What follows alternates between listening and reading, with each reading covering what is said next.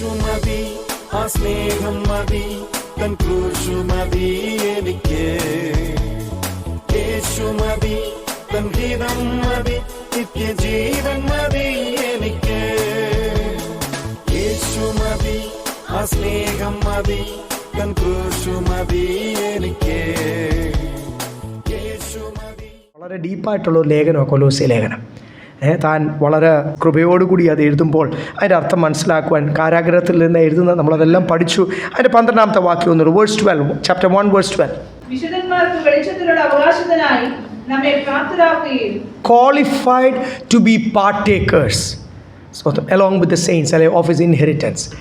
ദൈവത്തിൻ്റെ അവകാശം അത് സ്വർഗീയ അവകാശമാണ്. അത് മക്കൾക്കേ കിട്ടത്തുള്ളൂ, കുടുംബത്തിനെ കിട്ടത്തുള്ളൂ. നമുക്കൊക്കെ മക്കളുള്ളവരാ. അവരുടെ കൂട്ടുകാർ വരും വീട്ടിൽ, നമ്മുടെ ബന്ധക്കാരുടെ കുഞ്ഞുങ്ങൾ വരും വീട്ടിൽ, അനുദ്രവന്മാരൊക്കെ വരും വീട്ടിൽ, നെവ്യൂസ് നീസ് പലരും അയൽവക്കക്കാർ വരും വീട്ടിൽ. അവർക്കൊന്നും അവകാശമില്ല. വീതം വെക്കുമ്പോൾ അവകാശം ആർക്ക് മാത്രമേ ഉള്ളൂ? കുഞ്ഞുങ്ങൾക്ക് മാത്രം ഉള്ള അവകാശം. അത് ആർക്ക് മാത്രമേ ഉള്ളൂ? നമ്മളിൽ നിന്ന് ജനിച്ച നമ്മുടെ കുഞ്ഞുങ്ങൾക്ക് മാത്രമേ ഉള്ളൂ. അതുപോലെ തന്നെ ഇവിടെ എഴുതിയിരിക്കുന്ന സ്വർഗത്തിലെ സകല അവകാശം, ഓൾ ദ ഇൻഹെറിറ്റൻസ് യേശുവിന് കിട്ടുന്ന പോലെ അല്ല, ദൈവത്തിൻ്റെ അവകാശം അതാർക്ക് മാത്രമേ ഉള്ളൂ? ദൈവത്തിൻ്റെ മക്കൾക്ക് മാത്രമേ ഉള്ളൂ. അവരാരാണ്? വിശുദ്ധന്മാരുടെ എവിടെ ഇരിക്കുന്നത്? His saints. അപ്പം വിശുദ്ധന്മാർക്കുള്ള അവകാശം ഒന്നുകൂടെ ഓർത്തോണേ. നമ്മൾ എന്തിനാണ് ഈ വില കൊടുത്ത് ദൈവത്തിന് വേണ്ടി നിൽക്കുന്നത്? പെന്തക്കോസ്തുകാരെ തീരാനല്ല, ഇന്ന സഭയിൽ പോയി അല്ല ആരെങ്കിലും കാണിക്കാൻ പാസ്റ്ററിനെ സന്തോഷം, ഇതിനൊന്നും അല്ല. നമ്മൾ വിശുദ്ധിയോടുകൂടി ജീവിക്കുന്നത് വിശുദ്ധന്മാർക്ക് മാത്രം ലഭിക്കുന്ന, ദൈവത്തിൻ്റെ മക്കൾക്ക് ലഭിക്കുന്ന, പ്രിയ മക്കൾക്ക്, കർത്താവിൻ്റെ മണവാട്ടിക്ക് ലഭിക്കുന്ന ഒരു അവകാശമുണ്ട്. അത് സ്വർഗത്തിലെ സകല അവകാശമാണ്.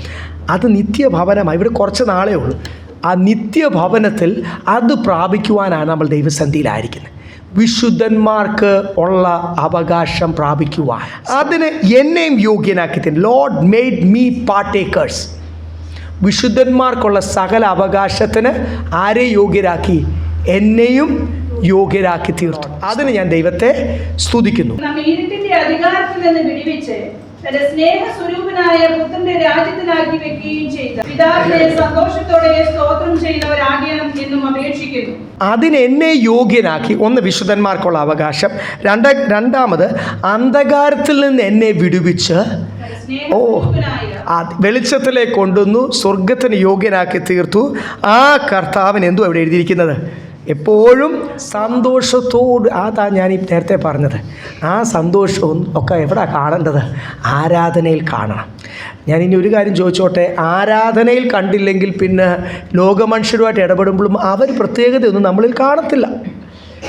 നമ്മൾ റെപ്രസെൻറ്റേറ്റീവ്സാണ്. നമ്മളിൽ ഒരാൾ ഒരിടത്ത് പോകുമ്പോൾ അവരെന്തു പ്രതീക്ഷിക്കുന്നത്? നമ്മൾ എന്ത് പ്രാർത്ഥിക്കുന്നവരാ? ഇവർ ദൈവത്തിൻ്റെ മക്കളാണ്. ഇവർ ബൈബിൾ അനുസരിച്ച് ജീവിക്കുന്നവരാ. അതിൻ്റെ ഒരു വ്യത്യാസം അവർ നമ്മളിൽ നിന്ന് പ്രതീക്ഷിക്കും.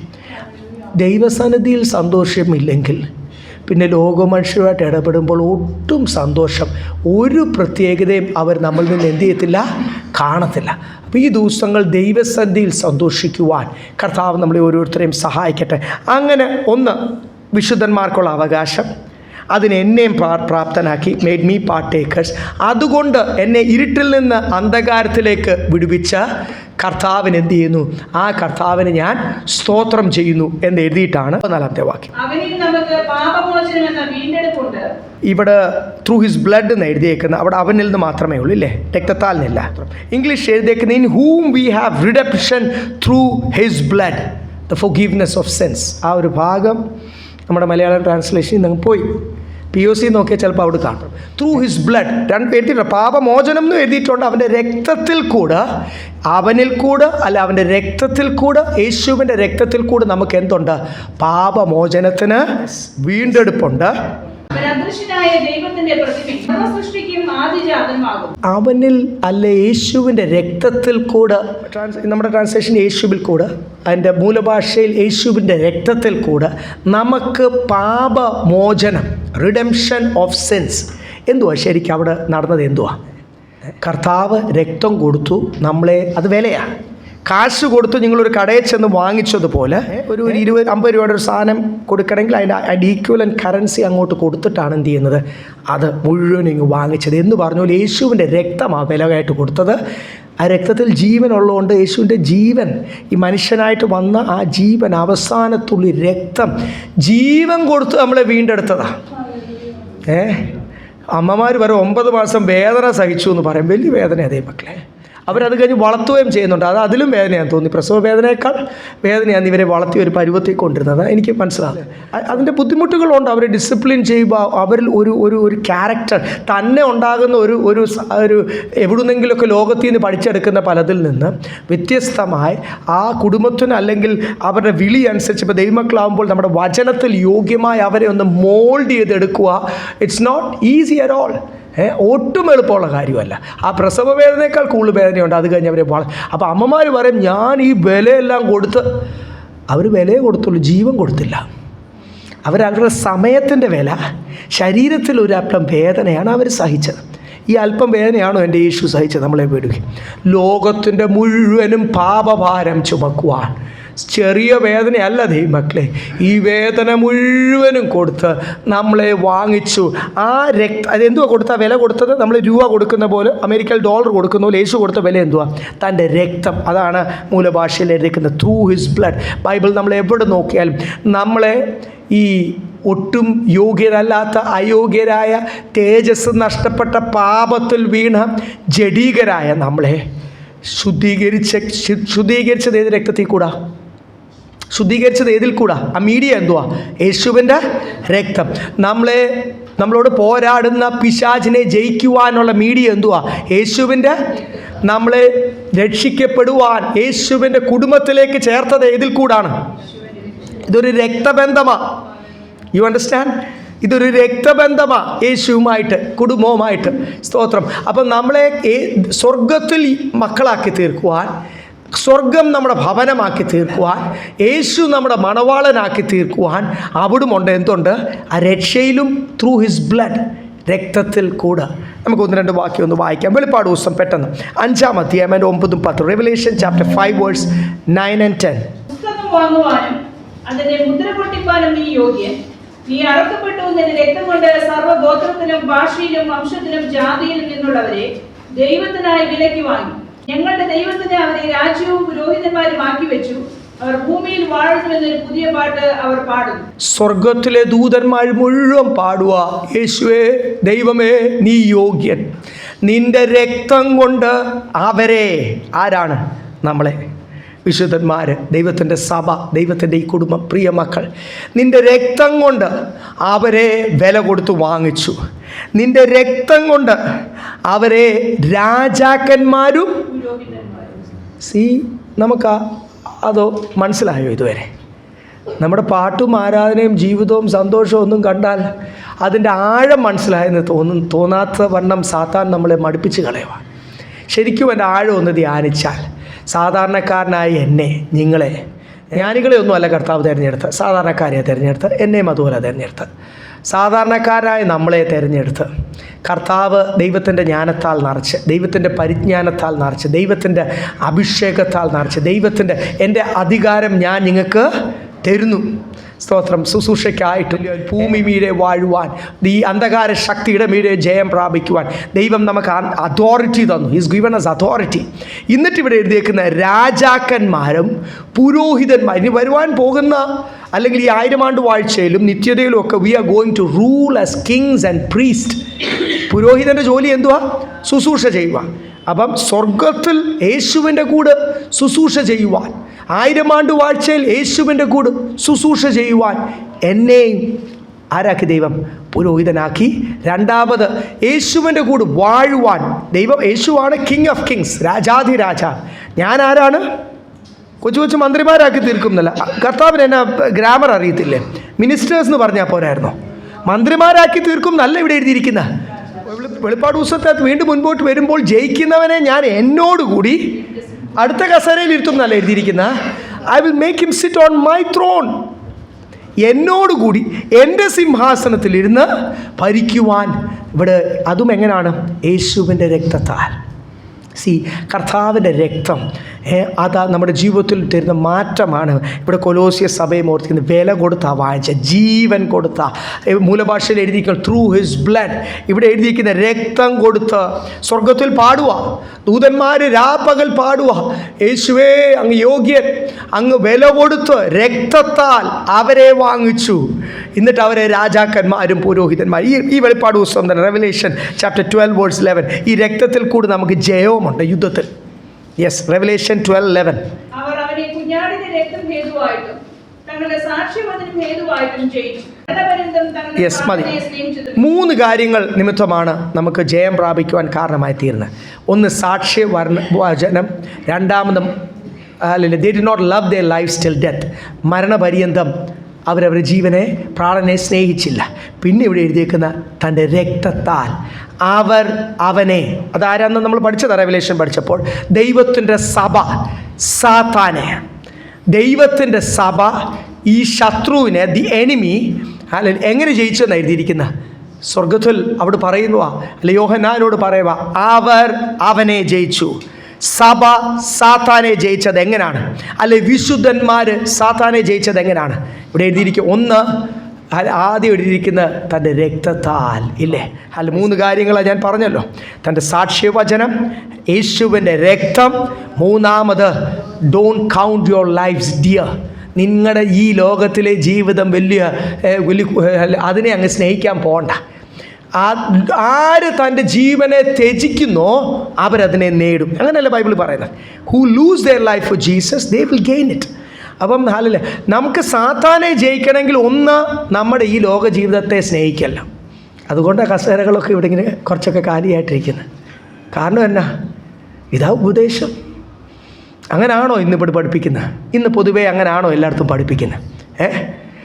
ഈ ലോക ജീവിതം ഇതെങ്ങനെ ലക്ഷറിയസ് ആക്കി തീർക്കാം, ഇതെങ്ങനെ സുഖമാക്കി തീർക്കാം, ഇതെങ്ങനെ അടിപൊളിയാക്കി തീർക്കാം, ഇതെങ്ങനെ സന്തോഷമാക്കി തീർക്കാം. ഇവിടെ അങ്ങ് ആൾക്കാരുടെ മുമ്പിൽ മാനിക്കും, കുറേ പണം, അല്ലെ കുറേ മാനം. ഇതുവല്ല യേശുവിന് കിട്ടിയോ? അപ്പോസ്തലന്മാർക്ക് കിട്ടിയോ? കിട്ടാത്തതും നമ്മുടെ ഫോക്കസ് മാറുന്ന വിഷയങ്ങളൊക്കെയാണ്. ഈ ലോകത്തിലേക്ക് ഫോക്കസ് ഇടുന്ന വിഷയങ്ങളൊക്കെ ഈ കാലഘട്ടത്തിൽ പ്രസംഗിക്കുമ്പോൾ ഇവിടെ എഴുതിയിരിക്കുന്നത് യേശുവിൻ്റെ രക്തത്തിൽ കൂടാണ് നമ്മൾ ശത്രുവിനെ ജയിക്കുന്നത്. ഈ രക്തത്തിൽ കൂടെ എങ്ങനെയാണ് ശത്രുവിനെ ജയിക്കുന്നതെന്നറിയാം? നമ്മൾ ശുദ്ധീകരിക്കുമ്പോൾ ശത്രുവിന് പിന്നെ നമ്മുടെ ജീവിതത്തിൽ നിൽക്കാൻ ഒരു ഏരിയ ഒന്നുമില്ല. ഓട്ടോമാറ്റിക്കായിട്ട് എന്ത് സംഭവിക്കും? അവനിട്ടിട്ട് പോയാലേ പറ്റൂ. ശുദ്ധിയുള്ള ഒരു സ്ഥലത്ത് ദൈവസാന്നിധ്യമുണ്ട്. ദൈവസാന്നിധ്യമുള്ള ഒരു സ്ഥലത്ത്, ആ വെളിച്ചമുള്ള ഒരു സ്ഥലത്ത്, ആ തേജസ്സുള്ള ഒരു സ്ഥലത്ത് സാത്താൻ അവിടെ നിൽക്കുവാൻ കഴിയത്തില്ല. എവിടൊക്കെ ഫിൽത്തിനെസ് ഇല്ലേ? ബൈബിൾ ഭാഷയിലും അങ്ങനെ എഴുതിയിരിക്കുന്നത്. ഈ ലോകത്തിൻ്റെ നന്മയെ ബൈബിൾ എങ്ങനെയാണ് കാണുന്നത്? അഴുക്കായിട്ടാണ് കാണുന്നത്. ചപ്പും ചവറും അഴുക്ക്. ഈ ലോകത്തിൻ്റെ അഴുക്ക് കൂടുതലുണ്ടെങ്കിൽ അവിടെ സാത്താൻ കാണും. നമ്മൾ ശുദ്ധി പ്രാപിച്ചിരിക്കുമ്പോൾ സാത്താൻ നമ്മുടെ ഉള്ളിൽ പ്രവേശിക്കുവാൻ പറ്റത്തില്ല. പിന്നെ അവൻ അറിഞ്ഞുകൊണ്ട് ചില ലോകത്തിൻ്റെ നന്മയും അഴുക്കും ഒക്കെ അങ്ങോട്ട് നമ്മുടെ ദേഹത്ത് അങ്ങോട്ട് ഇടും. എന്ത് നന്മ കർത്താവ് തന്നാലും അത് നമ്മൾ ബോധറിയല്ല. അത് വരുക പോവുക, അതിലോട്ട് മനസ്സ് വെക്കലെന്നാണ് ബൈബിൾ പറയുന്നത്. നിൻ്റെ ഹൃദയം അതിലേക്ക് ഹൃദയം എവിടെ സെറ്റ് ചെയ്തേ? ഹൃദയം നമ്മൾ ഓടി കൊടുത്തല്ലോ. രക്ഷിക്കപ്പെട്ട സമയത്ത് V gave up A heart. നമ്മൾ ഹൃദയം കൊടുത്തു. ആർക്കാ കൊടുത്ത? യേശുവിന് കൊടുത്തു. സ്തോത്രം. നമ്മുടെ മണവാളന് കൊടുത്തു. സ്തോത്രം. അവിടെ ഹൃദയം പിന്നെയും ഇവിടെ വെക്കുമ്പോൾ, അപ്പോൾ ഈ ലോകത്തിൻ്റെ അഴുക്ക് പ്രവേശിക്കുമ്പോഴാണ് ഞാൻ പലപ്പോഴും ഓർക്കും, നമ്മൾ ഈ നമ്മളൊക്കെ അത്യാവശ്യം വൃത്തിയാക്കുന്നവരാണല്ലോ. നമ്മുടെ ബാത്റൂം കഴുകും, നമ്മുടെ മുറി കഴുകും. ഇനി മുറി ആയിക്കോട്ടെ, ബാത്റൂം ആയിക്കോട്ടെ, ഒരു ബെഡ്ഷീറ്റ് ആയിക്കോട്ടെ, ഡ്രസ്സ് ആയിക്കോട്ടെ, കുറച്ച് നാൾ ഈ ബെഡ്ഷീറ്റ് കഴുകിയില്ലെങ്കിൽ എന്തുണ്ടാവും? നാറ്റം ഉണ്ടാകും. അത് കഴിഞ്ഞ് എന്തോ അതിൻ്റെ അകത്ത് കയറും, മൂട്ടയും കയറും, എല്ലാം കയറും. അതുപോലെ തന്നെ നമ്മുടെ ബാത്റൂം ഹാർപ്പിക്കൊക്കെ ഇടുന്നത് എന്തിനാണ്? ഈ പായൽ പോലെ നിങ്ങൾക്ക് കാണാം. നമ്മളൊന്നും പുതിയൊരു കമ്മോഡ് അങ്ങ് വാങ്ങിച്ചെന്ന് വിചാരിച്ചു. ഈ സാധാരണ കമ്മോഡൊന്നും വേണ്ട, സെരായും വേണ്ട, ഇച്ചിരി കൂടിയ ജാക്വറോ അല്ലെങ്കിൽ അതിനേക്കാളൊക്കെ കൂടിയ നല്ല വിലയുള്ള ഒരു 35,000, 50,000, 70,000, 1.5 ലക്ഷം രൂപയ്ക്കൊക്കെ കമ്മോഡുണ്ട്. നല്ല വിലയുള്ളൊരു കമ്മോഡ് വാങ്ങിച്ചു വെച്ചു. അത് ഒരാഴ്ച ഉപയോഗിച്ചു. 2 ആഴ്ച ഉപയോഗിക്കുമ്പോൾ പതുക്കെ അതിൻ്റെ സൈഡിൽ നിന്ന് എന്തുണ്ടാവും? അഴുക്കുണ്ടാവും. ഈ അഴുക്കുണ്ടാകുമ്പോൾ ഓട്ടോമാറ്റിക്കായിട്ടൊരു നാറ്റം ഉണ്ടാവും. നമ്മൾ ഈ ട്രാൻസ്പോർട്ട് ബസ് സ്റ്റാൻഡിൻ്റെ ബാത്റൂമിൽ, പ്രൈവറ്റ് ബസ് സ്റ്റാൻഡിൻ്റെ ബാത്റൂം, കഴുകാത്ത ബാത്റൂമിൽ കയറുമ്പോൾ കയറുന്നതിനേക്കാൾ സ്പീഡിൽ ഇറങ്ങി വരുന്നത് എന്തുകൊണ്ടാണെന്നറിയാം? കാരണം അത് കഴുകാത്തോണ്ടാണ്, വേറൊന്നുമില്ല. സോ ബാത്റൂം എന്ത് ചെയ്യണം? കഴുകണം. ഏതൊരു വിഷയം കഴുകിയില്ലെങ്കിൽ കുറച്ച് കഴിഞ്ഞ് അവിടെ അഴുക്കുണ്ടാവും, ഇൻഫെക്ഷൻ വരും, അവിടെ പുഴു നടക്കുന്ന കാണാം. ഈ ബാത്റൂം ടൈൽസിലൊക്കെ കുറച്ച് നാൾ കഴുകാതിരുന്നാൽ പായൽ വന്നിട്ട് അതിൻ്റെ ഇടയിൽ കൂടെ ഒക്കെ എന്ത് നടക്കുന്ന കാണാം, ഒരു സൈസ് കൊച്ചു വേംസ് പോലും പുഴുകൾ നടക്കുന്ന കണ്ണുകൊണ്ട് കാണാം. ബാക്കി ബാക്ടീരിയ കണ്ണുകൊണ്ട് കാണുന്നില്ല, നമ്മൾ നാറ്റം വരുമ്പോഴാണ് മനസ്സിലാകുന്നത്, പായൽ വരുമ്പോഴാണ് മനസ്സിലാകുന്നത്. നമ്മൾ ഈ ഹാർപ്പിക്ക് പോലുള്ള സ്ട്രോങ് ആസിഡ് ഉള്ള വാഷ് അല്ലെങ്കിൽ ഡിറ്റർജൻറ്റ് അങ്ങോട്ട് ഇടുമ്പോൾ എന്തുവാ സംഭവിക്കുന്നത്? ഈ ബാക്ടീരിയ എല്ലാം, ചതിക്കുട്ടി പിശാചുകളെല്ലാം എന്ത് ചെയ്യും? ഈ നാറ്റമുണ്ടാക്കുന്ന, ഇൻഫെക്ഷൻ ഉണ്ടാക്കുന്ന, രോഗമുണ്ടാക്കുന്ന പിശാചുകളെല്ലാം ചത്തുപോകും. അതിന് ഇരിക്കുവാൻ സ്ഥലമില്ല. പഴയതിനേക്കാൾ ഇപ്പോൾ നമ്മൾ 25 വർഷം പഴക്കമുള്ള കമോഡാണെങ്കിലും ഇപ്പോൾ നമ്മൾ വാങ്ങിച്ച പോലെ അതെന്തായിത്തീരും? പുത്തനായിത്തീരും. ഇപ്പോൾ നിങ്ങൾക്ക് മനസ്സിലായോ? അഴുക്കുള്ളിടത്ത് സാത്താൻ കയറിയിരിക്കും, അഴുക്കുള്ളിടത്ത് സാത്താൻ വാഴും. ആ ഹൃദയത്തിൽ സാത്താൻ പല കാര്യങ്ങൾ പ്രോസസ്സ് ചെയ്യും. പിന്നെ നമ്മുടെ ഫോക്കസ് മുഴുവൻ ലോകം ലോകം ലോകം. പരിശുദ്ധാത്മാവ് നമ്മളോട് ഇടപെട്ടാലും 2 അടി നമുക്ക്, ബാലശിക്ഷ ദൈവം നമുക്ക് തന്നാൽ ഇതൊന്നും മനസ്സിലാകത്തില്ല. കാര്യം ഹൃദയത്തിൽ മുഴുവൻ ഈ ലോകത്തിൻ്റെ പല അഴുക്കായിരിക്കും. അഴുക്കെന്ന് പറഞ്ഞാൽ നമ്മളതിനെ അഴുക്കെന്ന് പറയുന്നോ ഇല്ലയോ എന്ന് എനിക്കറിയത്തില്ല. പരിശുദ്ധാത്മാവ് പറയുന്ന ദ ഫിൽത്തിനെസ് ഓഫ് ദിസ് വേൾഡ്, അല്ലെങ്കിൽ ലോകത്തിൻ്റെ ഈ ശ്രേഷ്ഠത, ലോകത്തെ സ്നേഹിക്കുവാൻ ഇതിൻ്റെ മോഹം എല്ലാം നമ്മുടെ മനസ്സിൽ കയറിയിരിക്കും. അപ്പം യേശു നമ്മളെ ശുദ്ധീകരിക്കുമ്പോൾ, യേശുവിൻ്റെ രക്തത്താൽ ശുദ്ധീകരണം പ്രാപിക്കുമ്പോൾ സാത്താന് അവിടെ ഇടമില്ല. ശുദ്ധീകരണം ദൈനംദിന ജീവിതത്തിൽ അതുകൊണ്ട് രാവിലെ ഉച്ചയ്ക്കും വൈകിട്ടും ഒക്കെ ഒന്ന് മുട്ടുമടക്കുവാൻ പറഞ്ഞു. ഈ രാവിലെ ശുദ്ധീകരണം പ്രാപിച്ചാൽ അത് വൈകിട്ട് വരെ നിൽക്കത്തില്ല. ഒത്തിരി കാര്യത്തിൽ കൂടെ നമ്മൾ കടന്നു പോകുന്നത്, പല ആൾക്കാരോട് സംസാരിക്കുന്നു, പല കാര്യങ്ങൾ കാണുന്നു, കേൾക്കുന്നു. അപ്പോൾ രാവിലെ ഉച്ചയ്ക്കും വൈകിട്ടും ഒക്കെ ഒന്ന് മുട്ടുമടക്കുവാൻ അല്പസമയം, കർത്താവേ എനിക്ക് കൃപ തരണമേ, എന്നെ ഒന്ന് ശുദ്ധീകരിക്കണമേ. യേശുവിൻ്റെ രക്തത്താൽ നമ്മൾ ശുദ്ധീകരണം പ്രാപിക്കും. സാത്താന് നമ്മുടെ ഉള്ളിൽ ഇടമില്ല. പ്രാഗൽഭ്യത്തോട് പറയാം, സാത്താനേ, അങ്ങനെയുള്ളവരാ പറഞ്ഞേ, ഹേ മരണമേ, നിൻ്റെ ജയം എവിടെ? നിൻ്റെ വിഷമുള്ള എവിടെ? പാതാളം എന്ന് പറഞ്ഞ നരകമാണ്. ഹേ മരണമേ, ഹേ നരകമേ, നിനക്ക് എൻ്റെ മേലൊരു അവകാശവുമില്ല എന്ന് സാത്താനോട് ഡിക്ലെയർ. നിൻ്റെ പണി ഒന്നും എൻ്റെ അടുത്ത് നടക്കത്തില്ല എന്ന് ഡിക്ലെയർ ചെയ്യണമെങ്കിൽ വി ഷുഡ് ബി ക്ലീൻ. ഇതൊരു യുദ്ധമാണ്. ഞാൻ പറഞ്ഞില്ലേ, യേശുവിൻ്റെ രക്തത്താൽ അവനെ ജയിച്ചു. സാത്താനെ ജയിക്കണമെങ്കിൽ we should be so clean. സ്തോത്രം. അതിനുവേണ്ടിയാണ് കർത്താവിൻ്റെ രക്തം. 15-ാമത്തെ വാക്യം. അപ്പം ഇവിടെ 14-ാമത്തെ വാക്യം, നമുക്ക് വീണ്ടെടുപ്പ് എന്ന് വെച്ചാൽ റിഡംഷൻ, വില കൊടുത്തു നമ്മളെ വാങ്ങിച്ചു. ലേഖനത്തിലൊക്കെ എഴുതിയിരിക്കുന്ന അതുകൊണ്ട് ശരീരം കൊണ്ടും ആത്മാവ് കൊണ്ടും കർത്താവിനെ സ്തുതിക്കണം. നമ്മളാണെങ്കിൽ നമ്മുടെ ടൈം, നമ്മുടെ ആരോഗ്യം, നമ്മുടെ കഴിവ് മുഴുവൻ നമുക്ക് വേണ്ടി പ്രയോജനപ്പെടുത്തിക്കൊണ്ടിരിക്കുമ്പോൾ കർത്താവ് പറയുന്നു, ഐ ഹാവ് പർച്ചേസ്ഡ് യു. അതുകൊണ്ട് by your body and with your soul, ശരീരം കൊണ്ടും ആത്മാവ് കൊണ്ടും അവൻ്റെ മഹത്വത്തിനായിട്ട്. അതിനിയും നമ്മൾ മാറാനായിട്ടുണ്ട്, ഇല്ലേ? കുറച്ചുകൂടി ടൈം കർത്താവിന് വേണ്ടി സ്പെൻഡ് ചെയ്യാനായിട്ടുണ്ട്. കുറച്ചുകൂടി ഫോക്കസ് ചെയ്യുക. ആ ടൈം മാനേജ്മെൻ്റ് ഒക്കെ ഒന്ന് നമ്മുടെ ജീവിതത്തിൽ പരിശുദ്ധാത്മാവ് കറക്റ്റ് ചെയ്യട്ടെ. നമ്മൾ ചെയ്ത് കഴിഞ്ഞാൽ നമ്മൾക്ക് പ്രയോജനമുള്ള രീതിയിലേ ചെയ്യത്തുള്ളൂ. അതുകൊണ്ട് കർത്താവ് ചെയ്യുമ്പോൾ നമ്മുടെ വിളി അനുസരിച്ച് ഒരുക്കും, അത് സ്വർഗത്തിന് പ്രയോജനമാവും. അവസാനം ഇത് ആർക്ക് തന്നെയാണ് ബെനിഫിറ്റ്? നമുക്ക് തന്നെ. സ്വർഗത്തിൽ അനേകർ അവർ ലജ്ജയോടുകൂടി തല കുനിച്ച് അനേക ദൈവദാസന്മാരും വിശ്വാസികൾ പോലും, നമ്മളെക്കാൾ പഴയ വിശ്വാസികൾ പോലും നിൽക്കുമ്പോൾ നമുക്ക് പ്രാഗൽഭ്യത്തോടുകൂടി I work for the kingdom of God. ഞാൻ ഇത്രയും കർത്താവിന് വേണ്ടി എനിക്ക് ചെയ്യുവാൻ കഴിഞ്ഞു, ഞാൻ എൻ്റെ വിളി അനുസരിച്ച് വിശ്വസ്തന, ഞാൻ എൻ്റെ ഓട്ടം തികച്ചു എന്ന് എനിക്ക് പറയുവാൻ കഴിയും. യെസ്, 15-ാമത്തെ വാക്യം, വേഴ്സ് 15. അവൻ അദൃശ്യനായ ദൈവത്തിന്റെ പ്രതിമയും സർവ്വസൃഷ്ടിക്കും ആദിജാതനുമാകും. 2 കാര്യങ്ങൾ ഇവിടെ എഴുതിയേക്കുന്നു. ഒന്ന്, യേശുവിനെ പുകഴ്ത്തിക്കൊണ്ട്, യേശുവിനെ ഉയർത്തിക്കൊണ്ട്, യേശു ആരാ, യേശു ദൈവമാ എന്ന കൊലോസിയിലെ ജനത്തോട് പറഞ്ഞുകൊണ്ട്. നമ്മൾ പലപ്പോഴും വിചാരിക്കും വലിയ ദൈവം, പിന്നെ കൊച്ചു ദൈവം, പിന്നെ ശരീരമൊന്നുമില്ലാതെ ഊടാടി സഞ്ചരിക്കുന്ന ഒരാത്മാവ് ദൈവം. ഞാൻ വേറൊന്നുമല്ല പറയുന്നത്, ആൾക്കാരുടെ തോന്നലാണ്. നമ്മളറിയാതെ അങ്ങനെ തോന്നിപ്പോവും. പിതാവായ ദൈവം വലുത്, പിന്നെ പുത്രനായ ദൈവം, പിന്നെ ശരീരമൊന്നുമില്ല, പക്ഷേ നമ്മുടെ ഉള്ളിൽ ഇങ്ങനെ വസിക്കുവാൻ ഓടി ഭൂമിയെല്ലാം വ്യാപരിച്ചിരിക്കുന്ന പരിശുദ്ധാത്മ. നോ, ത്രിത്വം ഒരു മർമ്മമാണ്. Trinity is a mystery. ആരും ആരെയും സൃഷ്ടിച്ചതല്ല, ആരും ആരേക്കാൾ വലുതല്ല. എപ്പോഴും ബൈബിളിൽ പറയുന്ന പോലെ പരിശുദ്ധാത്മാവ് ദൈവമാണ്. യേശു ഇവിടെ എഴുതിയിരിക്കുന്നത് കണ്ടില്ലേ? He is the invisible image of God. സ്തോത്രം. കർത്താവിനെ നമുക്ക് കാണുവാൻ കഴിയത്തില്ല. നമുക്ക് കാണുവാനും സംസാരിക്കുവാൻ കഴിയുന്ന ദൈവമാണ്, ദൈവ സാന്നിധ്യമാണ്. അതിൻ്റെ പേരാണ് യേശു. സ്തോത്രം. സ്വർഗത്തിൽ ചെല്ലുമ്പോൾ അത് നമുക്ക് മനസ്സിലാവും, ആ ട്രിനിറ്റിയുടെ മിസ്റ്ററി പൂർണ്ണമായിട്ട്. അവിടെ 3 സിംഹാസനം ഇട്ടിട്ടുണ്ടോ, അത് ഒരു സിംഹാസനമാണോ, ആ തേജസ്സും ആരാണ് ന്യായം വിധിക്കുന്നതെന്നും ആരാണ് തീരുമാനമെടുക്കുന്നതെന്നും ആരുടെ മണവാട്ടിയായിട്ടാണ് തീരുന്നതെന്നും അത് സ്വർഗീയ ശരീരം വരുമ്പോഴേ നമുക്ക് മനസ്സിലാകത്തുള്ളൂ. ഇതെല്ലാം ആദാമിനും ഹൗവയ്ക്കും മനസ്സിലായി. അവരെന്ന് 3 ദൈവങ്ങളെ ആയിരിക്കത്തില്ല കണ്ടത്. എന്നും വലിയവനായ ദൈവമാണ് സന്ധ്യാസമയത്ത് അവരെടുത്ത് ഇറങ്ങി വന്നുകൊണ്ടിരുന്നത്. ആദാമിനും ഹൗവയ്ക്കും അത് അന്ന് മനസ്സിലായതാ. പക്ഷെങ്കിൽ അത് മനസ്സിലാകുവാൻ അവർ തേജസ്സുള്ള ശരീരത്തിലുണ്ട്. വിശുദ്ധിയിൽ ജീവിച്ചപ്പോൾ, അവർ ജീവിതത്തിൽ കള്ളത്തരം കാണിച്ചപ്പോൾ, അവർക്ക് വേണ്ടി ജീവിക്കുവാൻ ശ്രമിച്ചപ്പോൾ, അവർക്ക് പ്രയോജനം, അവർ ദൈവത്തെപ്പോലെ വലിയവരാകുവാൻ, ലോകത്തിൽ അവർ വലിയവരാകുവാൻ ശ്രമിച്ചതാണ്. സാത്താൻ അവൻ ഐഡിയ പറഞ്ഞു കൊടുത്തു, നിങ്ങളുടെ കണ്ണ് തുറന്നാൽ നിങ്ങൾ വലിയവരായിത്തീരും, ദൈവത്തെപ്പോലായിത്തീരും. ഐഡിയ ഒക്കെ മനസ്സിലായി. ഇപ്പോൾ എവിടെ ആയോ അവർ? തേജസ്സും നഷ്ടപ്പെട്ടു. അവർ നിമിത്തം, നമ്മുടെ അപ്പച്ചന്മാർ നിമിത്തം, ഈ അപ്പച്ചനും അമ്മച്ചിയും മൂത്ത അപ്പച്ചനും അമ്മച്ചിയും ഒക്കെ നിമിത്തം നമ്മളും ഇന്ന് കഷ്ടം സഹിക്കുക. തേജസ്. അതുകൊണ്ട് നമുക്ക് ആ തൃത്വത്തിൻ്റെ മർമ്മം ഇങ്ങനെ നമുക്ക് മനസ്സിലാകത്തുള്ളൂ.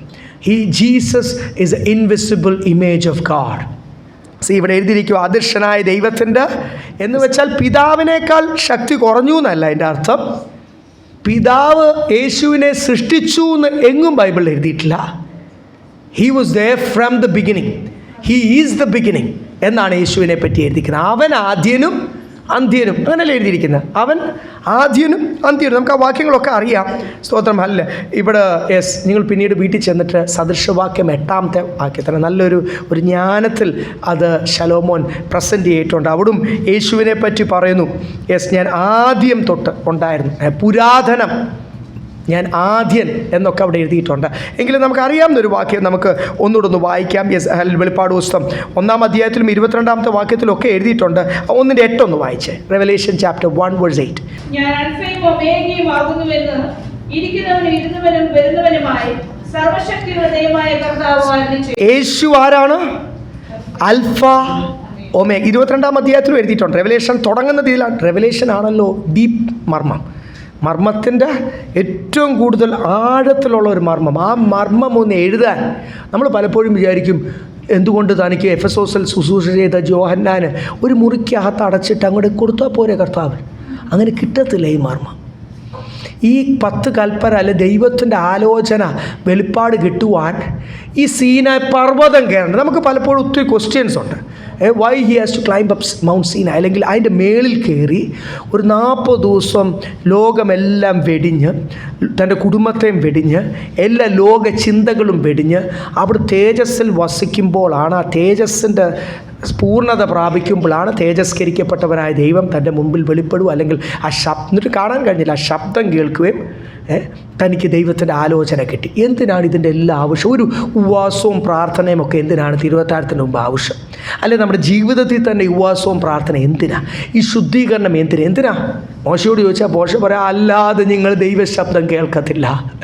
യോഹന്നാനോട് ചോദിച്ചാൽ യോഹന്നാൻ പറയും, ഞാൻ എൻ്റെ കുടുംബമുള്ളവനാണ് യോഹന്നാൻ.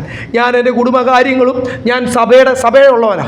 എഫെസോസിലെ ശുശ്രൂഷകനായിരുന്നു, പ്രായം വരെ ശുശ്രൂഷിച്ച ഒരു ദൈവദാസനാണ്. താൻ മാത്രമേ ഉള്ളൂ രക്തസാക്ഷിയായിട്ട് മരിക്കാതെ പ്രായം ചെന്ന് മരിച്ച. അപ്പോൾ തനിക്ക് എഫെസോസിലായിരുന്നു, യെരുശലേമിലായിരുന്നു ആദ്യം ശുശ്രൂഷ. പിന്നെ വേദ ചരിത്രം അനുസരിച്ച് എഫെസോസിൽ താൻ ശുശ്രൂഷിക്കുന്ന സമയത്ത് വലിയ സഭയുണ്ട്. ഈ ശുശ്രൂഷയിൽ ഇരിക്കുന്ന സമയത്ത് കർത്താവിനോട് സംസാരിച്ചാൽ പോരെ? നോ, തന്നെ അതിനു വേണ്ടി നാട് കടത്തി. ഒരു മനുഷ്യൻ പോലും ജീവനില്ലാത്ത ഒരു നാട്, അസ്ഥികൾ മാത്രം ചുറ്റിനുമുള്ള, പിന്നെ ഒരു പേടിപ്പിക്കുന്ന ഒരു അനുഭവമുള്ള ഒരു വോൾക്കാനിക് ഐലൻഡിൽ കൊണ്ടിട്ടു, പത്മോസിൽ കൊണ്ടിട്ടു. എന്നിട്ട് അവിടെ ഒരുക്കി ഹൃദയം ഒരുങ്ങണം, ശരീരം ഒരുങ്ങണം, നോ ഡിസ്റ്റർബൻസ്. അതുകൊണ്ടാണ് ഈ പ്രാർത്ഥിക്കുമ്പോൾ മുറിക്കകത്തോട്ട് പോയി കഥ അടച്ച്. ഞങ്ങൾക്ക് പലപ്പോഴും പ്രാർത്ഥിക്കുമ്പോൾ കഥ അടയ്ക്കുമ്പോൾ ഞങ്ങളുടെ അടുത്താണ് അവിടുത്തെ മോട്ടർ, അത് ഓട്ടോമാറ്റിക്കാണ്. അതടക്കം കീന്ന് ശബ്ദം ഉണ്ടാക്കും. അപ്പോൾ എൻ്റെ ശബ്ദം ഞാൻ എത്ര കഥ അടച്ചാലും അല്പം ശബ്ദമൊക്കെ വെളിയിൽ നിന്ന് അകത്ത് കയറും. പക്ഷേ ഒട്ടും ശബ്ദമില്ലാത്ത മുറികളൊക്കെ ഉണ്ടെങ്കിൽ നല്ലതാണ്. സ്തോത്രം. എന്തുകൊണ്ടാണ്? ഈ പത്മോസി കൊണ്ടിട്ട പോലെ, സീനായ് പർവ്വതത്തിൽ വെച്ച് സംസാരിച്ച പോലെ ഏകാഗ്രത, പൂർണ്ണ ഏകാഗ്രത, വെറും ഏകാഗ്രതയല്ല, ഹൃദയം ദൈവസന്നിധിയിൽ pour out your heart to the Lord. അപ്പോഴാണ് ആ മെഡിറ്റേഷൻ വരുന്നത്. യോഹന്നാൻ ആ മർമ്മങ്ങൾ വരുന്നത് ഇവിടെ എഴുതിയിട്ടുണ്ട്. സ്തോത്രമാൻ. ആ മർമ്മം ലഭിച്ചവൻ എഴുതുക, യേശു ആദ്യനാണ്, അന്ത്യനാണ്. 8ാമത്തെ വാക്യം വായിച്ച വേഴ്സ് 8. ഞാൻ അൽഫയും ഒമേഗയുമാകുന്നു. അത് മനസ്സിലായല്ലോ. I am the beginning, I am the end. അപ്പോൾ യേശുവിനെ ആരും സൃഷ്ടിച്ചില്ല, യേശുവിൻ്റെ മേളിൽ ആരുമില്ല, പക്ഷേ പിതാവും പുത്രനും പരിശുദ്ധാത്മാവുമായിട്ടാണ് നമ്മൾ അറിയുന്നത്. സ്തോത്രം. രണ്ടും നിങ്ങൾ മനസ്സിലാക്കണം. അല്ലെ നിങ്ങൾ പറയും ഞാൻ യേശു നാമക്കണ്ണ വേണ്ട. അല്ലല്ലോ, പിതാവും പുത്രനും പരിശുദ്ധാത്മാവും. ഞാൻ പറഞ്ഞില്ല, ഇവിടെ എഴുതിയേക്കുന്ന യേശു അദൃശ്യനായ ദൈവത്തിൻ്റെ നമുക്ക് കാണാൻ പറ്റുന്ന രൂപമാണ്. അദൃശ്യനായ ദൈവത്തിന് നമുക്ക് സംസാരിക്കാൻ പറ്റുന്ന ആ പ്രൈസ് ലോർഡ് പേഴ്സൺ ഓഫ് ഗോഡാണ്. ദൈവത്തിൻ്റെ ആ വ്യക്തിത്വമാണ് നമുക്ക് സംസാരിക്കാൻ പറ്റുന്ന യേശുവിൽ കൂടെ. അതുകൊണ്ടാണ് യേശുവിൽ കൂടെ നമ്മൾ പ്രാർത്ഥിക്കുന്നത്. യേശുവിൻ്റെ രക്തത്താൽ നമ്മൾ ശുദ്ധീകരണം പ്രാപിക്കുന്നത്. യേശുവിൽ കൂടാണ് നമുക്ക് സാത്താൻമേൽ ജയം കിട്ടുന്നത്. യേശുവിൽ കൂടാണ് നമ്മൾ വീണ്ടും ജനം പ്രാപിച്ചിരിക്കുന്നത്. ആദ്യനും അന്ത്യനും ഇരിക്കുന്നവനും ഇരുന്നവനും എന്ന് വെച്ചാൽ ഞാൻ ദൈവമാണ്, ഇപ്പോഴും സിംഹാസനത്തിൽ ഇരിക്കുന്നവനാ, വാഴുന്നവനാ. I am the person who rules, who reigns over you. എന്ന് വെച്ചാൽ യേശു 2000 വർഷം മുമ്പേ നിങ്ങളാരും അല്ലെങ്കിൽ ഹിന്ദു വീടുകളിലോ ജാതികളുടെ അടുത്ത് ചെന്നിട്ട് 2000 വർഷം കഴിഞ്ഞിടയ്ക്ക് ഒരാൾ ഇതുപോലെ 2 പ്രായമുള്ള അപ്പച്ചന്മാർ സുവിശേഷം പറയാൻ ഇറങ്ങിയതാണ്. അപ്പം അവർ യേശു 2000 വർഷം മുമ്പ്, ഈ പരസ്യോത്തിനൊക്കെ ഈ 2000ൻ്റെ കണക്കിന് ആരും പറഞ്ഞേക്കല്ല, അതേ കയറി ആൾക്കാർ പിടിക്കുന്നുണ്ട്. ഈ 2000 വർഷം മുമ്പേ ലോകത്തിൽ വന്ന യേശു കർത്താവിനെ പറ്റി ഒരു ഹിന്ദു ഭവനത്തിൽ പറഞ്ഞപ്പോൾ അവരാണ് ഇച്ചിരി RSS മൈൻഡിടുക. അവർ വീഡിയോ റെക്കോർഡിങ് ഓൺ ചെയ്ത് വെച്ചിട്ട് അങ്ങോട്ട് തർക്കിക്കാൻ തുടങ്ങി. ഇവരോട് ചോദിച്ചു, നിങ്ങളുടെ ദൈവം 2000 വർഷം മുമ്പല്ലേ വന്നു? ഞങ്ങളുടെ പുരാണങ്ങൾ 5000 വർഷം മുമ്പേ ഉള്ളതാണ്. അവർ പറയുന്ന സത്യമാണ്. ഹിന്ദു ദേശത്തെ പറ്റി ബൈബിളിൽ എഴുതിയിട്ടുണ്ട്. അപ്പോൾ 5000. അപ്പോൾ നമ്മുടെ കർത്താവ് ആരാ? 2000. ലോകത്തെ നമ്മൾ അങ്ങനെയാണോ യേശു ദൈവത്തെ പരിചയപ്പെടുത്തേണ്ടത്? 2000 വർഷം മുമ്പേ ഉള്ളൊരു ദൈവം. അതിനേക്കാൾ മുമ്പേ എത്ര വർഷം മുമ്പേ ഭാരതമുണ്ട്. ഭാരതത്തെ ഹിന്ദു ദേശത്തെ പറ്റി ബൈബിളിൽ എഴുതിയിട്ടുണ്ട്. അന്നും ഇവർക്ക് 1000കണക്കിന് ദൈവങ്ങളുമുണ്ട്. അല്ലെങ്കിൽ പഴയ നിയമത്തിലും നമ്മൾ കാണുന്നില്ലേ, കണ്ട അമാലേക്കരുടെയും ഹിത്തിയരുടെയും ഹിവിയരുടെയും കണ്ട പ്രതിഷ്ഠകളെ മുഴുവനും അല്ലെങ്കിൽ എന്തൊക്കെയാണ് ഇവിടെ എഴുതിയിരിക്കുന്നത്. എത്ര ദൈവങ്ങളുടെ പേര് ബൈബിളിൻ്റെ അകത്ത് തന്നെ എഴുതിയിട്ടുണ്ട്. അപ്പോൾ ഈ 2000 വർഷം മുമ്പ് വന്നൊരു ദൈവമല്ല. അത് പുതിയ നിയമം മനസ്സിലാകുന്നവർക്കേ ആ കാര്യങ്ങൾ പറയാം. ദൈവം മനുഷ്യനായിട്ട് ഇറങ്ങി വന്നത് ഒരു പുതിയ നിയമം തരുവാനും എന്തിനുവാന്ന്, ആ രക്ഷാമാർഗം. അല്ലെ പഴയ നിയമം എന്തുവാന്നും പുതിയ നിയമം എന്തുവാന്നൊക്കെ മനസ്സിലാക്കണമെങ്കിൽ ആദ്യം നീ എന്ത് ചെയ്യണം? യേശുവിൽ കൂടി വീണ്ടും ജന്മം പ്രാപിക്കണം. പരിശുദ്ധാത്മാവ് വെളിച്ചമുള്ളിൽ വരുമ്പോഴാണ്. അതുകൊണ്ട് അവർ ഭയങ്കരമായിട്ട് തർക്കിച്ച് ഇവരാണെങ്കിൽ അത് മറുപടി പറയാനും പറ്റത്തില്ല. ആദ്യമേ പറഞ്ഞും പോയില്ലേ 2000 വർഷം മുമ്പുള്ള ദൈവമാണ്, പിന്നെ ഇനി പെട്ടെന്ന് പറയാൻ പറ്റുമോ? അല്ല ആദ്യമെങ്കിലേ ഉള്ളതാണ്. സ്തോത്രം. അതുകൊണ്ടാണ് യേശുവിനെ പരിചയപ്പെടുത്തുമ്പോൾ യോഹന്നാൻ പരിചയപ്പെടുത്തിയ പോലെ പരിചയപ്പെടുത്തണം. He is the beginning and the end. ആരും ദൈവത്തെ ഇരിക്കുന്നവനും ഇരുന്നവനും ഇനി വരുവാനുള്ളവൻ. അന്നും ദൈവം ആരാ? ഒരു ദൈവമേ ഉള്ളൂ, അതെൻ്റെ കർത്താവ്. അല്ല, ഇത് പറയുന്ന സമയത്തും എൻ്റെ കർത്താവ്, ഇപ്പോഴും എൻ്റെ കർത്താവ്, ഇനി രാജാതിരാജാവായിട്ട് വരുന്നവനും ആരാ? ഈ ദൈവമാ എൻ്റെ കർത്താവ്. അതുകൊണ്ടാണ് ഇവിടെ എഴുതിയേക്കുന്ന യേശു അൽഫയും ഒമേഗയും, ആദ്യനും അന്ത്യനും. സ്തോത്രം. ഇരിക്കുന്നവനും ഇരുന്നവനും വരുവാനുള്ളവനും സർവശക്തനായ ദൈവം. അപ്പോൾ എത്ര വ്യക്തമാണ് ഇവിടെ എഴുതിയേക്കുന്നത്. Jesus is the almighty God. ഹല്ലേലൂയ. സ്തോത്രം. അതുകൊണ്ട് നമ്മൾ ആ ഒരു മർമ്മം, ത്രിയേക ദൈവം എന്നുള്ളൊരു മർമ്മം നമ്മളോട് നമുക്ക് സംസാരിക്കാൻ നമ്മൾ തേജസ് നഷ്ടപ്പെട്ടപ്പോൾ ഇനി ആരും ദൈവത്തെ കാണത്തില്ല എന്ന് പറഞ്ഞു. അതുകൊണ്ട് യേശുവായിട്ട് നമ്മുടെ മധ്യത്തിൽ വന്നു. യേശു പോയപ്പോൾ പറഞ്ഞു, ഞാൻ പോകുന്ന നല്ലത്, പോയാൽ പിന്നെ നിങ്ങളുടെ മധ്യത്തിലുള്ള 3ാമത്തെ person of God, personality of God ഏതാ? പരിശുദ്ധാത്മാവ്. അപ്പം നമ്മുടെ മധ്യത്തിലും ഇപ്പം ഒരു ചെറിയ ആത്മാവല്ല ഉള്ളത്, ദൈവമാണ് വസിക്കുന്നത്. We are the temple of God. എത്ര സ്ഥലത്താണ് കൊരിന്ത്യർ ലേഖനത്തിൽ അപ്പോസ്തല പ്രവൃത്തിയിലൊക്കെ എഴുതിയിരിക്കുന്നത്. ഹല്ലേലൂയ. നമ്മുടെ ഹൃദയം ദൈവത്തിൻ്റെ ആലയമാണ്. അടുത്ത വാക്യത്തിൽ എഴുതിയേക്കുക നമ്മുടെ ഹൃദയത്തിൽ പരിശുദ്ധാത്മാവിൻ്റെ ആലയമാണ്. അപ്പോൾ അവിടെ എല്ലാം നമുക്ക് മനസ്സിലാവും യേശുവാം ദൈവം, പരിശുദ്ധാൽ. 3 ദൈവമല്ല, ദൈവത്തിൻ്റെ 3 വ്യക്തിത്വം. സ്തോത്രം. നമുക്കത് മനസ്സിലാകുന്നത് അങ്ങനെ മാത്രമേ ഉള്ളൂ. ഇപ്പോൾ തേജസ്സിൻ്റെ ശരീരം പ്രാപിക്കുമ്പോൾ, ഹല്ലേലൂയ, ഒരു സ്തോത്രം, സ്വർഗീയ ജ്ഞാനം പ്രാപിക്കുമ്പോൾ, അതിൻ്റെ പൂർണ്ണതയിൽ പ്രാപിക്കുമ്പോഴാണ് നമുക്ക് കർത്താവിനെ കാണായിരിക്കുന്നത് പോലെ കാണുവാൻ കഴിയുന്നത്. ഞാൻ പറഞ്ഞ യോഹന്നാൻ കണ്ടപ്പോൾ താൻ മരിച്ചവനെ പോലെ ഈ 1-ാം അധ്യായം നമ്മൾ കണ്ടതാണ്. സൂര്യനെ പോലെ തേജസ്സുള്ളവൻ, ആ തേജസ്കരിക്കപ്പെട്ടവരായ യേശുവിനെ താൻ കണ്ടത്. അപ്പം ഇവിടെ എഴുതിയിരിക്കും 15-ാമത്തെ വാക്കിൽ, he is invisible image of God. അദൃശ്യനായ ദൈവത്തിൻ്റെ, നമുക്ക് കാണുവാനും സംസാരിക്കുവാനും പറ്റുന്ന ആ ഇമേജാണ് യേശു.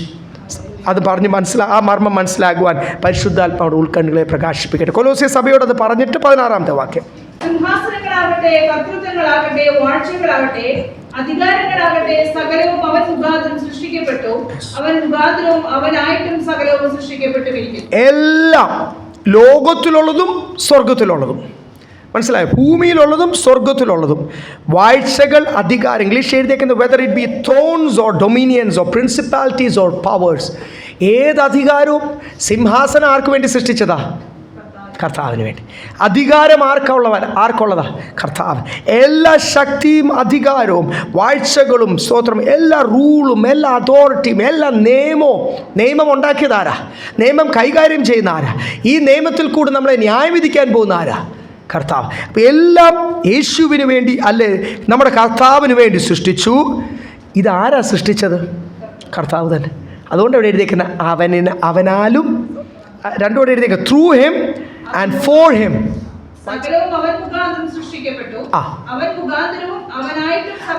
സകലവും, ഈ വാഴ്ചകൾ, അധികാരങ്ങൾ, നിയമങ്ങൾ, ഈ നിയമം ആരാ സെറ്റ് ചെയ്തത്?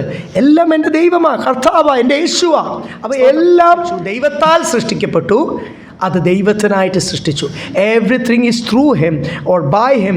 നമ്മുടെ ഇന്ത്യൻ നിയമമൊക്കെ പറഞ്ഞ പോലെ, by the people for the people, from the people for the people എന്നൊക്കെ പറയുന്ന പോലെ, ഇത് ദൈവം സൃഷ്ടിച്ചു, ദൈവത്തിനായിട്ട് സൃഷ്ടിച്ചു. അപ്പോൾ ഓർത്തോണം എല്ലാം. അതുകൊണ്ട് ഒരു വചനത്തിലൊരു കാര്യം എഴുതിയിട്ടുണ്ട്, അതേ കയറി ചോദ്യം ചെയ്യാൻ പോകല്ലേ, അത് ആർഗ്യൂ ചെയ്യാൻ പോകല്ലേ, അത് തർക്കിക്കാൻ പോകല്ലേ. എൻ്റെ ദൈവം അതങ്ങനെ പറഞ്ഞാൽ അതങ്ങനാ. There is nothing. ദൈവം വചനത്തിൻ്റെ അകത്ത് ഇങ്ങനെ ആയിത്തീരണം, നമ്മുടെ ഡിസിപ്ലിൻ ഇങ്ങനെയാണെന്ന് പറഞ്ഞാൽ അതിൻ്റെ മേളിലൊന്നുമില്ല. ഒരു പാസ്റ്ററിനോ ഒരു വ്യക്തിക്കോ അത് പറയുവാൻ അധികാരമില്ല. കാര്യം സർവ്വ അധികാരിയാണ് പറഞ്ഞത്, ഇതാണ് നിയമം. അപ്പോൾ എല്ലാ നിയമവും സൃഷ്ടിച്ച കർത്താവാണ്, അവന് വേണ്ടിയാണ് സൃഷ്ടിച്ചത് എന്ന് മനസ്സിലാക്കിക്കോണം. അതിവിടെ 16-ാമത്തെ വാക്യത്തിൽ വളരെ വ്യക്തമാണ്. എല്ലാം അവന് വേണ്ടി. യേശുവിനെ ദൈവമായിട്ട് എബ്രായ ലേഖനത്തിലും എഴുതിയിട്ടുണ്ട്. എബ്രായ ലേഖനം 1-ാം അധ്യായം 8-ാമത്തെ വാക്യം, ഹീബ്രൂ ചാപ്റ്റർ 1:8.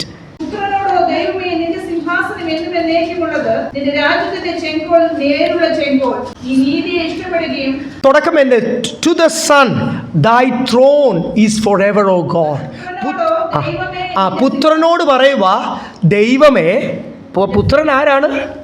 ദൈവമാ. എത്ര വ്യക്തമാണ് ഇവിടെ എബ്രായ യെരുശലേമിലെ സഭയോട് പറയുക. കാര്യം അവർക്കാണ് ഇത് വിശ്വസിക്കാനൊക്കെ വലിയ പാട്. യഹോവയെ ദൈവം തന്നെയാണോ? കർത്താവ് യഹോവയെ ദൈവം ഇറങ്ങി വന്നാണോ? മെഷിഹ? അവരൊക്കെ വന്നു, യെരുശലേമിലെ സഭയാ. അതുകൊണ്ട് അവരോട് വ്യക്തമായി പറയുക, സ്വർഗത്തിൽ എങ്ങനെയാണ് പറയുന്നത്? പുത്രനെ.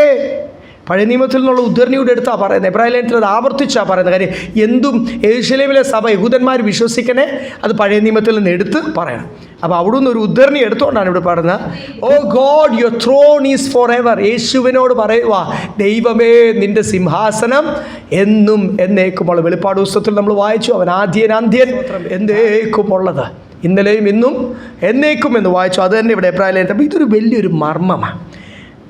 ഏക ദൈവം അല്ലെങ്കിൽ 3 വ്യക്തിത്വമായിട്ട് വെളിപ്പെടുമ്പോൾ ഇവർ ഒന്നാണെന്നും ആരും ആരേക്കാൾ വലുതല്ലെന്നും ഈ ഒന്നായ ദൈവമാണ്, ദാറ്റ് വൺനെസ്, ആ ദൈവമാണ് നമ്മുടെ ഉള്ളിൽ വസിക്കേണ്ടത്. അപ്പം പലരും ചിന്തിക്കും, വലിയവനായ ദൈവത്തെ പേടിക്കണം. കാര്യം പഴയ നിയമത്തിൽ കൂടെ നമുക്ക് അറിയാവുന്നത് എങ്ങനെയാണ്, പറഞ്ഞാൽ കേട്ടില്ലെങ്കിൽ അപ്പം കത്തിച്ച് കളയും, ദഹിപ്പിച്ച് കളയും. ആ ഒരു ദേശത്തിന് മുഴുവനും മേളിൽ ഫോസ്ഫറസ് വിതച്ച് കെമിക്കൽ ബോംബിംഗ് ഒക്കെ തുടങ്ങിയത് ആരാ? വലിയവനായ ദൈവം ഗന്ധകം വർഷിച്ച്, ഫോസ്ഫറസ് അങ്ങനെയാണല്ലോ, അത് ഓക്സിജൻ അല്ലെ എയറിൽ അങ്ങോട്ട് വീടുന്നുണ്ടെങ്കിൽ കത്താൻ തുടങ്ങും, ഇല്ല, ഇറ്റ് ബേൺസ്. അപ്പം ഗന്ധകം വിതറിയാണ് സോദോം ഗോമോറ ആ 2 മഹാപട്ടണങ്ങൾ, ആ ട്വിൻ സിറ്റീസിനെ കത്തിച്ച് ചാമ്പലാക്കി ആഴത്തിലേക്ക് കൊണ്ടുപോയി. അതാണിപ്പം കടലായിട്ട് കിടക്കുന്നത്. ഒരു ദേശം കേട്ടില്ല, ദേശത്തെ നശിപ്പിക്കും. ഒരു ഫറവോൻ കേട്ടില്ലെങ്കിൽ ആ ഫറവോൻ മുഴുവനും ആൾക്കാരെ കൊന്നുകളയും.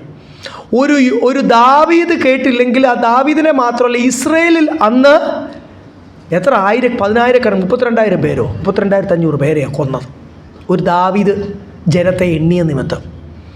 സോദരം, ഒരു കോരഹും നാദാമും അബിദാമും അഭിഷക്തനെതിരെ മത്സരിച്ച് കഴിഞ്ഞാൽ ഭൂമി പിളരും, വീഴും.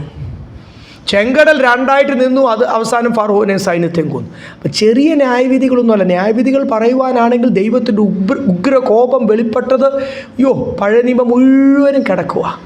ആ ദൈവത്തെ തന്നെയാണല്ലേ നമ്മൾ ആരാധിക്കുന്നത്. നമ്മൾ വിചാരിക്കും ആ ദൈവത്തെ അല്ലല്ലോ, യേശുവിനെയാണല്ലോ ആരാധിക്കുന്നത്. യേശു കുഴപ്പമൊന്നുമില്ല, നമുക്ക് പറയാം, നമുക്ക് എന്ത് പറഞ്ഞാലും കേൾക്കുകയും മനസ്സിലാകും. എൻ്റെ സാഹചര്യം ഇതല്ലേ. നോ, യേശു ആരാ? ആ ദൈവമാണ്. Is invisible image of God. അദൃശ്യനായ ദൈവത്തിൻ്റെ നമുക്ക് സംസാരിക്കാൻ പറ്റുന്ന ആ രൂപം മാത്രം. സ്തോത്രം. അതാ ഇവിടെ കൊലോസ്യ സഭയോട് പറയുന്ന യേശു പരിശുദ്ധാത്മാവിനോടൊരു കാര്യം ചെയ്താൽ ഒരിക്കലും ക്ഷമയില്ല എന്ന് ബൈബിൾ പറയുന്നുണ്ട്. പിന്നെ ഒരു യാഗം ശേഷിക്കുന്നില്ല എന്ന് പറയുന്നുണ്ട്. അതുകൊണ്ട് പിന്നെ നമ്മുടെ കളി മുഴുവനും ആരോടാ? നമ്മുടെ അനുസരണക്കേടും കർത്താവെ തെറ്റുപറ്റി കേട്ടോ, എന്തോ ചെയ്യാനാണ്, ക്ഷമിക്കണം, ഈ പ്രാവശ്യം കൂടെ അങ്ങ് ക്ഷമിക്കണേ. പിന്നെയും തെറ്റ് ചെയ്തിട്ട് പിന്നെയും കർത്താവെ സ്തോത്രം. മധ്യസ്ഥത വഹിക്കുന്നതുകൊണ്ടല്ലേ, അങ്ങനെ ഒരു കൃപായുടെ പ്രമാണം പുതിയ നിയമത്തിൽ ഉള്ളത് കൊണ്ടല്ലേ, നമ്മൾ ഈ കൃപായുഗത്തിൽ ജനിച്ചുകൊണ്ടല്ലേ, ഈ കൃപായുഗത്തിന് തൊട്ട് പുറയിലോ ഈ കൃപായുഗം കഴിഞ്ഞുള്ള കാലഘട്ടത്തിലോ നമ്മൾ ഈ മഹാപീഡനത്തിൻ്റെ കാലത്തിലാണ് ജനിച്ചായിരുന്നെങ്കിൽ അവിടെ വല്ല കൃപ ഉണ്ടാകുമായിരുന്നോ? അതുകൊണ്ട് let us not take advantage of grace. ഈ കൃപ മുതലെടുക്കാതെ, ഇതൊരു മർമ്മമാണ്. ലൂക്കോസിന്റെ സുവിശേഷം 10-ാം അധ്യായം എടുക്കണ്ട. അവിടെ പറയുന്നത് ഈ മർമ്മം ഇത് ജ്ഞാനികൾക്ക് വെളിപ്പെടുത്തിയില്ല. ഇതാർക്കാ വെളിപ്പെടുത്തിയത്? അത് ജ്ഞാനികൾക്കോ ലോകത്തിലെ പ്രഭുക്കന്മാർക്കോ ഒന്നും വെളിപ്പെടുത്താതെ വെറും സാധാരണക്കാരനായ ജ്ഞാനികളെ വെച്ച് നോക്കുമ്പോൾ ഒരു ശിശു എന്ന് പറഞ്ഞാൽ ഒന്നും അറിയത്തില്ല. കഴിക്കുന്നു, കരയുന്നു, ഇത്രയൊക്കെ അറിയത്തുള്ളൂ. ഇങ്ങനെ അതിനും ജീവനുണ്ട്, അത് പക്ഷെ വേറൊന്നും ചെയ്യുവാനുള്ള ശക്തിയില്ല, പ്രാപ്തിയില്ല, അധികാരമില്ല, ഒരു തീരുമാനമെടുക്കാനുള്ള പ്രാപ്തിയായിട്ടില്ല, ഒന്നും ആയിട്ടില്ല. അപ്പോൾ സാധാരണക്കാർ ഇവിടെ എഴുതിയിരിക്കുന്ന ജ്ഞാനികൾക്കൊക്കെ വെളിപ്പെടുത്തി ഒരു വലിയ മർമ്മമാണ്. ദിസ് ഗ്രേറ്റ് മിസ്റ്ററി എന്ന് എഴുതിയിരിക്കുന്നത്. ഈ വലിയ മർമ്മം, ഈ പിതാവായ ദൈവം അല്ല യേശുവിൽ കൂടെയുള്ള രക്ഷ നമ്മളെ വീണ്ടെടുത്ത് വാങ്ങിച്ചു.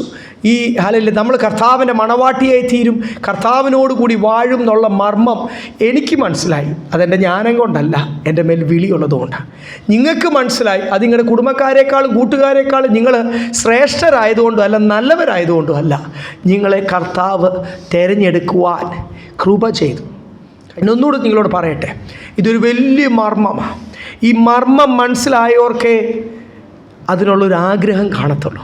ഇത് ജ്ഞാനികൾക്കും പ്രഭുക്കന്മാർക്കും ഒക്കെ മറച്ചു വെച്ചിട്ടാണ് കർത്താവ് ശിശുക്കളെ പോലുള്ള യേശുവിൻ്റെ കാലത്ത്, നിങ്ങൾ മനസ്സിലാക്കണം, യേശുവിൻ്റെ കാലത്ത് ആ ബുദ്ധിയുള്ള യഹൂദന്മാരുടെ ബുദ്ധി എന്ന് പറഞ്ഞാൽ ലോകത്തിലെ ഏറ്റവും വലിയ തലയാ അന്നും ഇന്നും. സ്തോത്രം.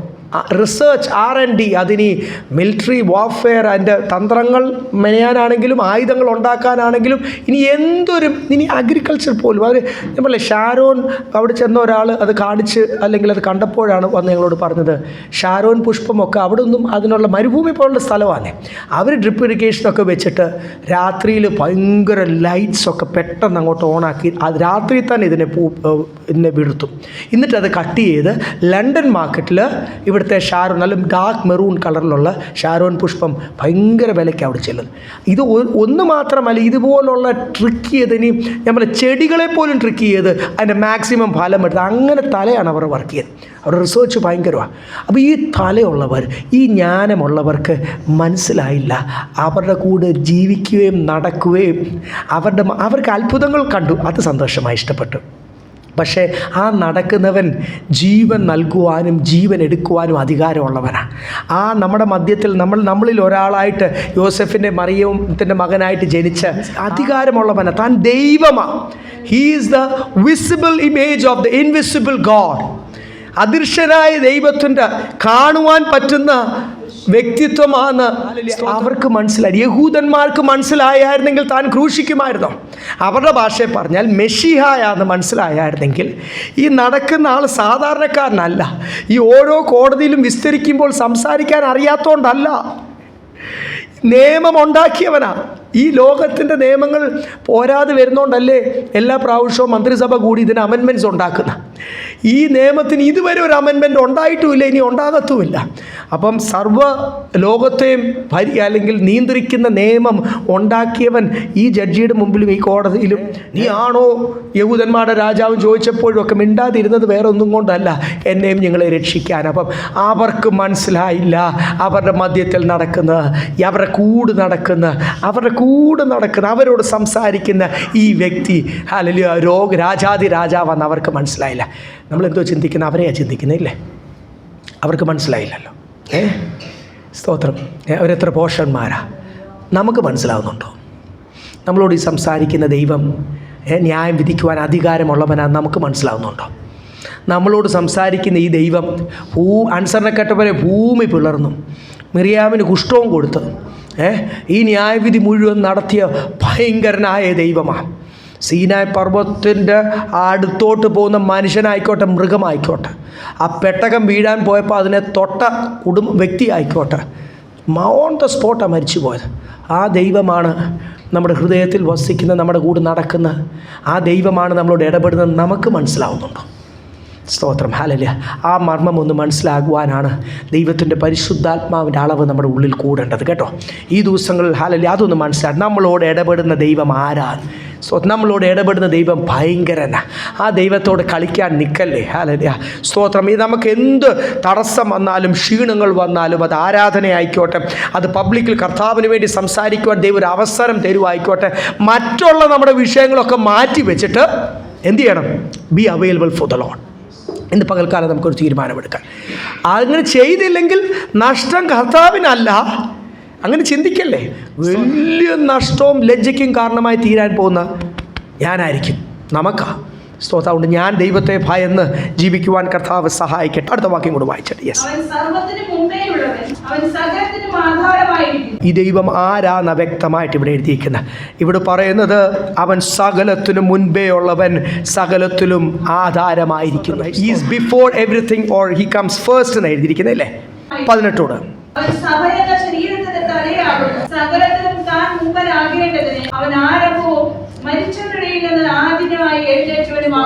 ആദ്യജാതൻ എന്ന് പറയുമ്പോൾ ആദ്യം ഉണ്ടായവനല്ല എൻ്റെ അർത്ഥം. പലരും ചോദിക്കുന്നു, ഡൗട്ടാണ്. ഫസ്റ്റ് ബോൺ ഇവിടെ എഴുതിയിട്ടുണ്ടല്ലോ, അപ്പം ആരോ സൃഷ്ടിച്ചതാണല്ലോ.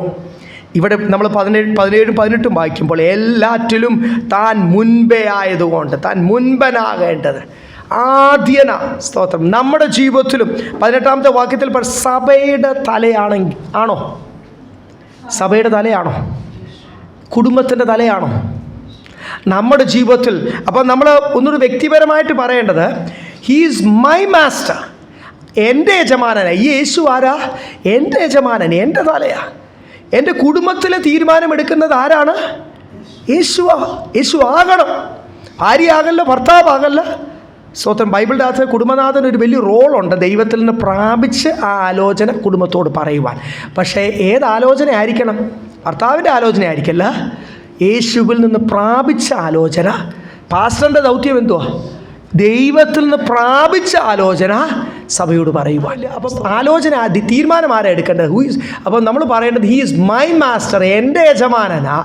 അവൻ എൻ്റെ ഞങ്ങളുടെ സഭയിലും ഞങ്ങളുടെ കുടുംബത്തിലും യേശു ആദ്യം ആകേണ്ടതിന് നമ്മളത് മനസ്സിലാക്കേണ്ട ഒരു കാര്യമാണ്. സ്തോത്രമല്ല, നമ്മളിൽ നിന്ന് ഓർഡർ എടുക്കുന്ന ഒരാളല്ല യേശു. നമ്മൾ അങ്ങോട്ട് ആലോചന പറഞ്ഞാൽ അത് കേൾക്കുന്ന ഒരാളല്ല ദൈവം. നമ്മളൊരു 10 പ്രാവശ്യം പ്ലീസ് കർത്താവേ ഇങ്ങനെ ചെയ്യണമേ എന്ന് പറഞ്ഞാൽ കേൾക്കുന്ന ഒരാളാണോ? ആണോ? കർത്താവിൻ്റെ വ്യക്തിത്വം നമ്മളത് അല്ല. പിന്നെ നമ്മൾ അങ്ങനെ പറഞ്ഞ് സമയം കളയണ്ട. അപ്പോൾ ഓർഡർ എടുക്കാൻ വേണ്ടി ചെവി അങ്ങോട്ട് കർത്താവേ. ഒത്തിരി പറഞ്ഞു നോക്കുന്ന പല അഭിഷക്തന്മാരെ ബൈബിളിൽ കാണാം.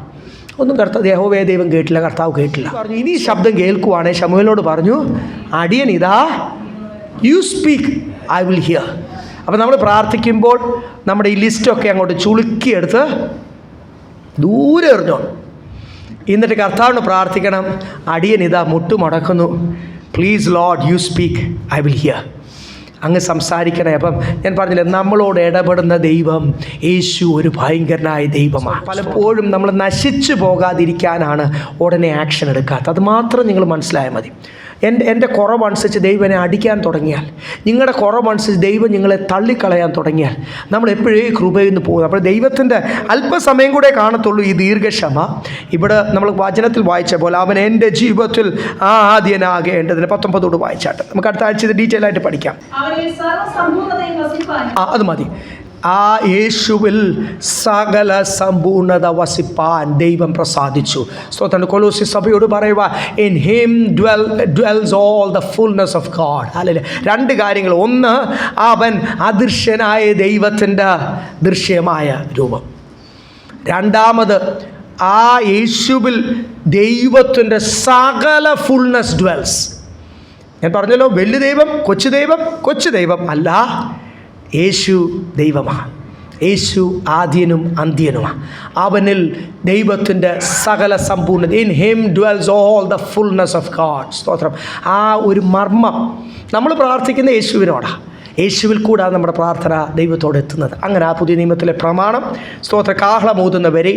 അതുകൊണ്ട് നമ്മൾ അങ്ങനെ ബൈബിൾ അനുസരിച്ച് പ്രാർത്ഥിക്കുന്നു. സ്വർഗത്തിൽ ചെല്ലുമ്പോൾ യോഹന്നാൻ കണ്ടതെല്ലാം എഴുതണ്ടെന്ന് പറഞ്ഞു, എങ്കിലും അല്പമായിട്ട് നമുക്ക് എഴുതിയിട്ടുണ്ട് വെളിപ്പാട് പുസ്തകത്തിൽ. സ്തോത്രം. താൻ മാത്രമേ ഉള്ളൂ അത്രയും സ്വർഗീയ ദർശനം ആഴത്തിൽ കണ്ടത്. അത് കാണാൻ വേണ്ടി തന്നെ അങ്ങ് മനുഷ്യനല്ലാതാക്കി, എന്ന് വെച്ചാൽ അങ്ങ് ഐസൊലേറ്റ് ചെയ്ത് കറഞ്ഞു കർത്താവ് പത്മോസ്. നമുക്ക് ഈ ദിവസങ്ങൾ അല്പമായിട്ട് കർത്താവിൻ്റെ ദർശനം. നിങ്ങൾ പ്രാർത്ഥിക്കുമ്പോൾ, കർത്താവേ, ഓരോ ആരാധനയ്ക്ക് ഞാൻ വരുന്നത് കർത്താവിൻ്റെ ആ ചെറിയ സാന്നിധ്യമല്ല, വലിയ സാന്നിധ്യം അനുഭവിക്കുവാൻ. യോഹന്നാൻ കണ്ട പോലെ, പൗലോസ് കണ്ട പോലെ ആ 3-ാം സ്വർഗം അല്ലെങ്കിൽ ആ സ്വർഗീയ തേജസ് ഒന്ന് കാണുവാൻ. അത് നമ്മുടെ കണ്ണിൽ ഇങ്ങനെ അങ്ങോട്ട് പിടിച്ചാലുണ്ടല്ലോ, നമ്മുടെ തിമിരം മാറും. തിമിരമുള്ളിടത്തോളം കാലം യേശുവിനെ കാണാൻ പറ്റത്തില്ല എന്നാണ് ബൈബിൾ പറയുന്നത്. നമ്മുടെ ആ തിമിര മൂടുപടം അങ്ങ് മാറും. സ്തോത്രം. ഒരു കേട്ടൻ പോലും പലപ്പോഴും ദൈവത്തിൻ്റെ സാന്നിധ്യവും തേജസ്സും ദൈവം എത്ര ഭയങ്കരനാണെന്ന് മനസ്സിലാക്കുവാൻ കഴിയാതിരിക്കുന്ന ഈ നാളുകളിലെ ദൈവമക്കളുടെ അവസ്ഥകളൊക്കെ ഒന്ന് മാറട്ടെ. മടുപ്പുകൾ മാറും, ജീവൻ വരും. പാട്ടുകാരൻ പറഞ്ഞ പോലെ തുള്ളിച്ചാടും. സങ്കീർത്തനക്കാരൻ പറഞ്ഞ പോലെ ഞാൻ എൻ്റെ ജീവൻ ചെയ്ത് ദൈവത്തിന് കൊടുക്കും. അപ്പോഴാണ് ഈ ജീവനുള്ളവരൊക്കെ യഹോവേ സ്തുതി. നമ്മുടെ ആരാധനയ്ക്കൊരു വ്യത്യാസമുണ്ടാകും. അപ്പോൾ പ്രാർത്ഥിക്കാൻ പറയുന്ന ഉടനെ പ്രാർത്ഥിക്കുവാൻ, പാടുവാൻ പറയുമ്പോൾ പാടുവാൻ, ആരാധിക്കാൻ പറയുമ്പോൾ നോക്കിയേ, ഇങ്ങനെ നമ്മളുണ്ടല്ലോ സ്ലോയിൽ ചൂടായി വരാതെ ആരാ കർത്താവെന്ന് അറിഞ്ഞാൽ നമ്മൾ എന്ത് ചെയ്യും? മറ്റുള്ള വിഷയങ്ങളൊക്കെ വിട്ടിട്ട് വിൽ ബി സോ അലേർട്ട്, ഇല്ലേ? ഭയങ്കര സ്തോത്രം. എൻ്റെ കർത്താവിനെ പ്രസാദിപ്പിക്കുവാൻ, എൻ്റെ ആരാധന കർത്താവ് സ്വീകരിക്കണം. കുഞ്ഞുങ്ങളും വലിയവരും എല്ലാം ദൈവം നമ്മളതിനു വേണ്ടി സഹായിക്കട്ടെ. പരിശുദ്ധാത്മാവ്